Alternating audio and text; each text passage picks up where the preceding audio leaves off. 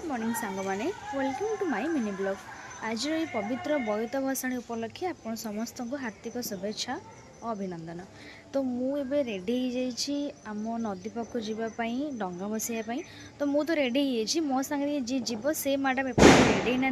तो मुझे ही वेट कर आसले आम जा तो सी टे आसू तापर आम जा ठीक अच्छे। बांगेरी को चाह चाहिए मुझे घर आसी पहुँची गली से रूम भर बस गाधे आसला रेडी हो बांगरी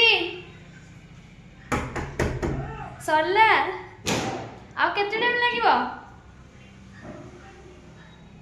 से आसु मु आपन मन को देखौची कि बांगरी किए ये होजन से बांगरी बांगरी चाट के तो से फाइनली भी रेडी हे जी चलंतु जल्दी जल्दी जीवा काहे बहुत लेट भी हे गलानी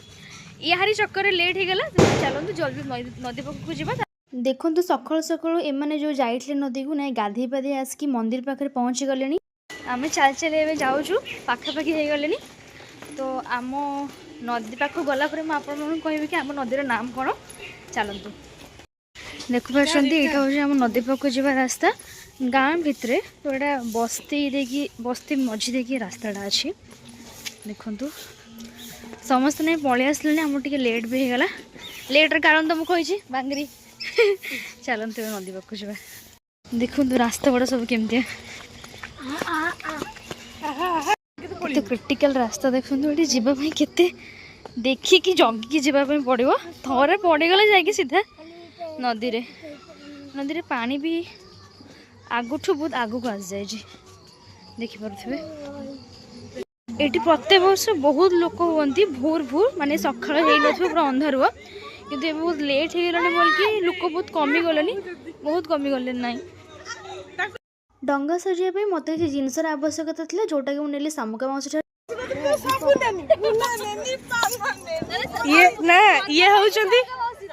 ये होचंती सही काकी जे गार सर्वविधाता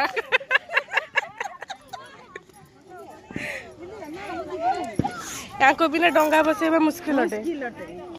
एबे देखंतु एठी मोर डंगा सजेबा सरीगला सेतेरे जहा जहा जिनस दरकार जेमति कि पान गुआ सिंदूर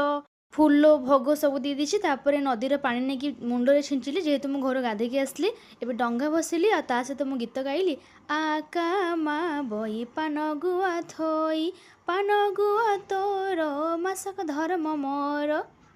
एटा होछि हमर सुवर्णरेखा नदी। एबे आमे दी जन जाक आस्तिलु डंगा बसैया डंगा बसई देले सूर्य भी पूरा उदय हो गले पूरा धुआ भी हो गलानी ये आम सहित आसला टिकिटा सी गाधी नथिले एबे आसी गाधौची दिन माने वर्षर थरे आसे ए वर्ष हला परे पुणी नेक्स्ट ईयर को या अपेक्षा करा पड़ो। तो चलतु जहाँ भी हो आम आसिक फाइनाल डंगा भसई देले एबे जीवा घर को जीवा टाइम रे मंदिर पड़ो शिव मंदिर से भगवान शिव को दर्शन कर देकी फाइनाली जीवा घर को आसतु मुझे पहुँचिकी आप देखो पुणी थे आम गाँ शिव मंदिर केम चलतु जी एबे आसी आम दी जन पहुँच गले आम गाँ शिव मंदिर मैंने सब होती आम गाँव छोट छोट पिला माने जो माने कि सबुदिन सकाळे आसी एठी एक्सरसाइज करती देखिपे यहाँ हूँ आम गाँ शिव मंदिर माने सिद्धेश्वर भोलानाथ चलतु ए बाबा को दर्शन करवा मंदिर जाइए भोलानाथ को दर्शन कर आसले जाइए सांग आसले सांग नहीं मते छाड़ी दे जमा भी नुह। तो ये आम गाँ देवी जो अच्छा छकरे दर्शन करवा चलतु ये हूँ आम गाँव देवी माँ षष्ठी बुढ़ी मंदिर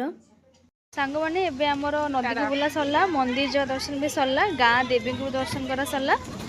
तो आज जो बड़ काम थिला माने डंगा भसाणी जोटा थिला आमर विधि जोटा सेटा आम कला परे आज फाइनाली सरला। तो यही विधि यही दिन पुणी देखा नेक्स्ट ईयर माने आग वर्ष यही झीटा नथिबो काहे ये किछि दिन मेहमान बास